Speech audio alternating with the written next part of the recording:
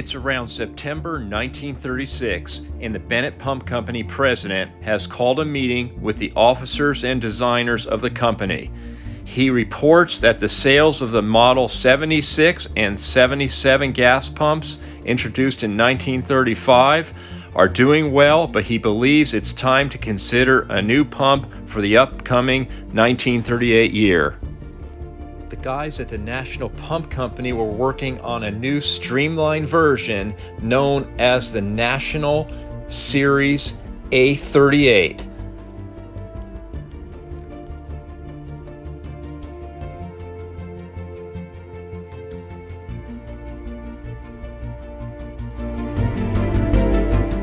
In this same time period, the Tokheim Pump Company designers worked and designed the Model 39, which became a staple in the oil and gas industry.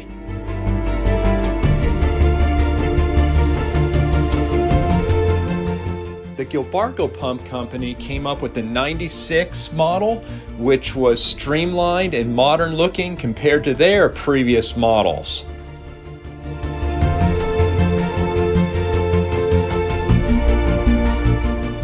The guys over at the Wayne Pump Company got wind of what was going on in the industry, and they got on board right away and designed the model Wayne 70.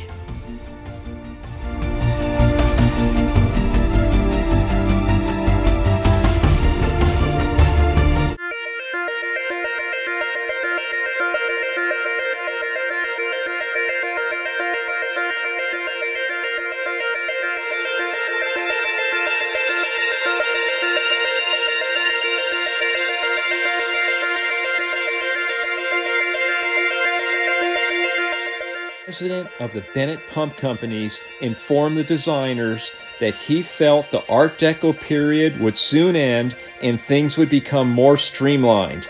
Automobiles now have rounded edges and streamlined trains are being produced. It's time to join the trend. A gentleman by the name of Eric H. Bradley was given the task of heading up a small group in designing this pump.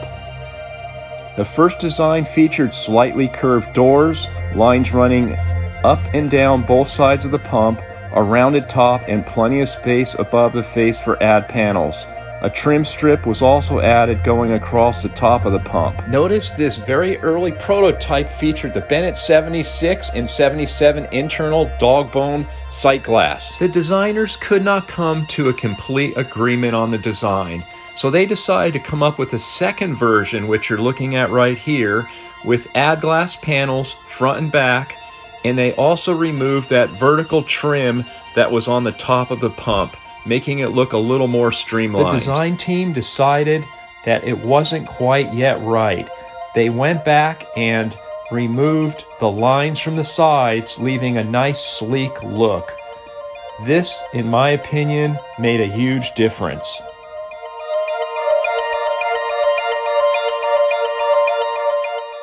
Here we have prototype number 4. They added the Bennett Wings ID tag as well as a round sight glass assembly.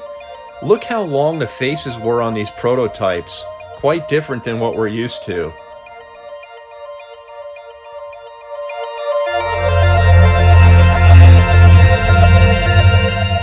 Here we're looking at the final prototype that the Bennett crew agreed upon. And let me tell you, this was a success. This was a blockbuster pump to enter the market in 1938.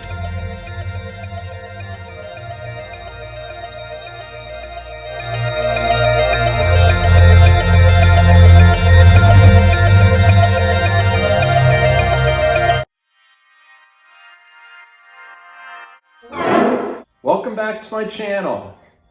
This part of the video is going to be a lot of fun because we're going to open up this garage door right behind me that leads to a storage container. And in this container is basically what I call the Bennett vault. There's lots of Bennetts in there. There's some other pumps that I won't show you tonight. But as far as the Bennetts are concerned, they fit right into this video. Let's open it up, take a look. Okay, you ready for this? Here we go.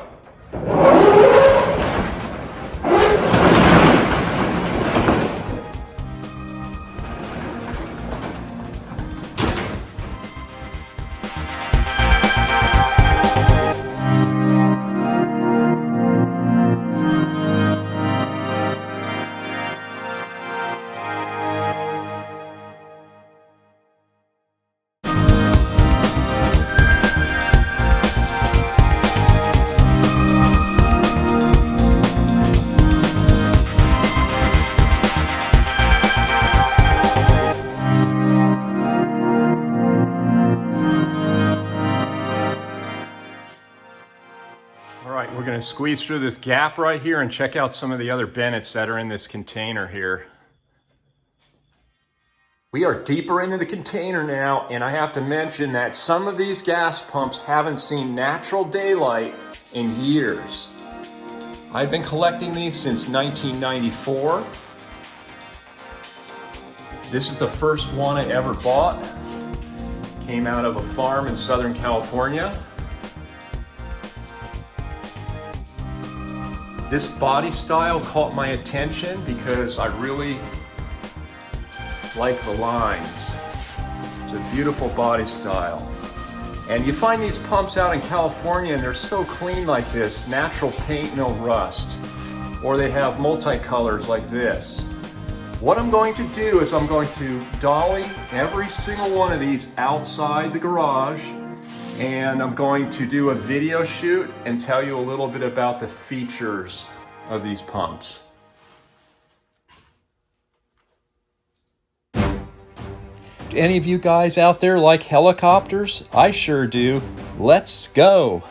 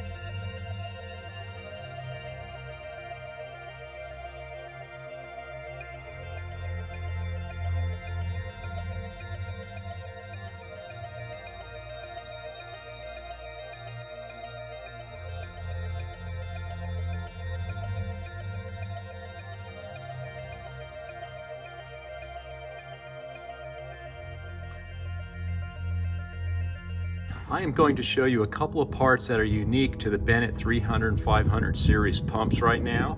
First of all, the factory globe holder, as you can see, is not flat on the bottom. And that's because it has to contour with the top of the gas pump.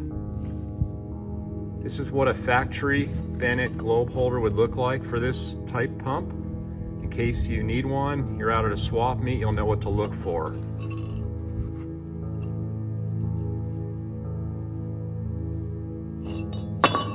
Next, we have a globe holder conduit assembly from the factory. And this was used to extend the light socket up through the top of the pump. That way the globe can light up properly. This is a Bennett factory part. I'm going to show you where it goes right now. Another thing I want to mention is if you're missing your access door, which they oftentimes are missing, contact Chris. He has done a fabulous job reproducing these as well as the hinges, and no other vendor that I know of reproduces these parts. If you look up into this 541 right here, you'll notice this part right here is that bottom piece that I just showed you, part of that assembly. And then if you look up above that, you'll see an outline of where the globe insert is. What I mean by insert is that's a knockout. That sheet metal circle knocks out, and then you mount the globe holder on the top. Every one of these pumps from the factory came with a knockout. Having that unique factory piece would eliminate the need to have to try to improvise and build something like you see here that somebody struggled to make with odds and ends that they probably had laying around the house or down at the local hardware store. This 371 came from a farm in California, and notice this explosion-proof jar. That's what this is called. The light bulb is inside there normally, and that's one of the California regulations. You probably won't see this anywhere in the Midwest or on the East Coast as far as I know.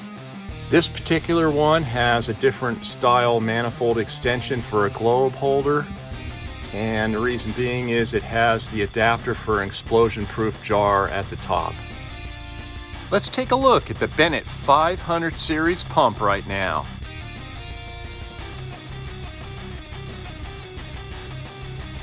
Reach inside this small access door on the side. To unlatch the door, there's a round knob center midway on the door. You rotate it. The door opens up.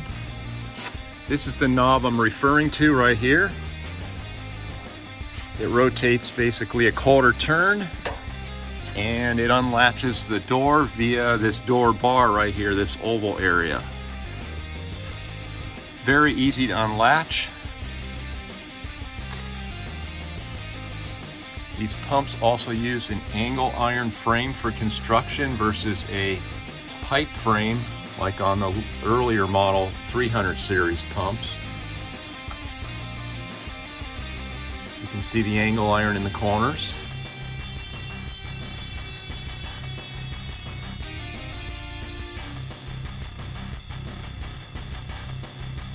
Another thing I want to point out is they use a regular face pan or face plate. It's all one piece versus the 300 series where they use an actual sheet metal pan and a face that fits into it. So it's a two-piece. So these are a one-piece. They came in either aluminum or porcelain. This is what the porcelain style looked like.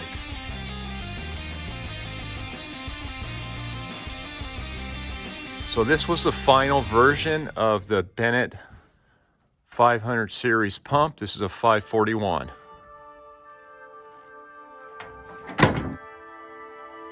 Now we're going to take a look at a model 371, and you'll see the difference in the door latch system, the framework, and the faceplate. There's a side door that you pop open. And just to your left is a lever that you push down on, and the door should release like that. Right away, notice it has a pipe frame rather than angle iron. You can see The door latch system is not that large round knob in the center. It has two separate levers that move up and down. And you can see the hook. There's 4 hooks that latch the door in these rectangular slots. These are actually kind of nice because if you have a door that's slightly tweaked, it can pull it in on the top and bottom. And this is the face pan rather than a normal face. It's actually a sheet metal pan that bolts to the calculator, and then this part here, the aluminum face, sits in the pan rather than it being in one entire piece. One thing I want to mention is a correction. This is actually a Model 383. And the reason being is if you look at the calculator and the faceplate, it's completely different. It does not have amount of sale delivered. It only has gallons delivered and price per gallon. Model 383 Bennett. What we're looking at right here is a Bennett Model 373. It's the clock face version of this body style. These were actually less expensive to manufacture at the time because they did not use a Veeder-Root computer.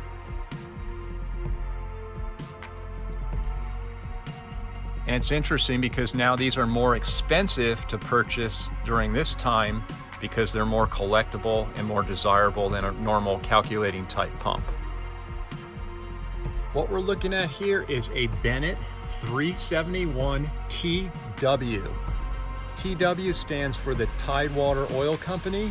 The uniqueness of this particular gas pump is this shoebox globe holder, which is mounted to the top of the pump.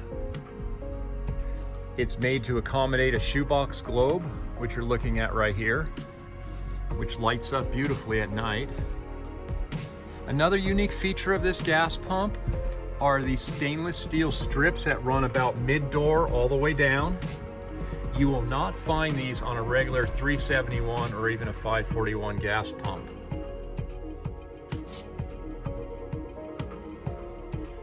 Being that I live in Southern California, I have had the opportunity to buy these Rio Grande branded Bennett pumps.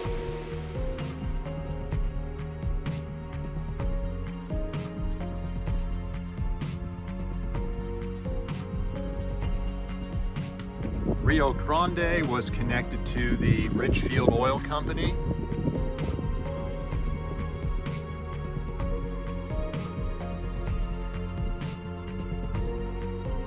And what you see here is all 4 pieces of Rio Grande glass. We have cracked gasoline, that was one of their octane ratings. The regular Rio Grande glass. Ethyl. And G-gas. If you want to learn more about the Rio Grande Gas and Oil Company, look up my YouTube video. It's called Collecting Rio Grande Gas and Oil Antiques in California.